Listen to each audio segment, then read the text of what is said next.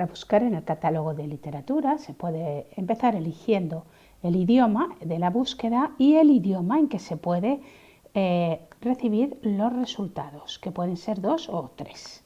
Vamos a hacerlo en español. Aquí podemos encontrar personajes y obras. Y esos personajes u obras los podemos mezclar con las diferentes jerarquías. De manera que podemos encontrar personajes, por ejemplo, africanos, mujeres africanas, del barroco. Podemos mirar a ver si hay del barroco. Y aplicamos filtros. Y efectivamente nos encontramos con una, ¿de acuerdo? Una escritora afrohispana.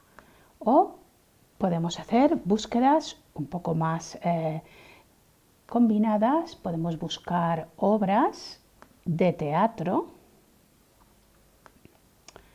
que sean audiovisuales y textos y audiovisuales de escritoras de un movimiento como puede ser la querella de las mujeres.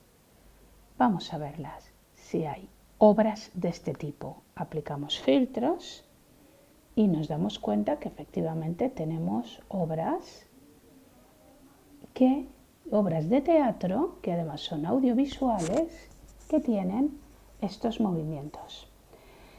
Tenemos también la posibilidad de buscar por palabras clave, de forma que podemos buscar por palabras de una escritora.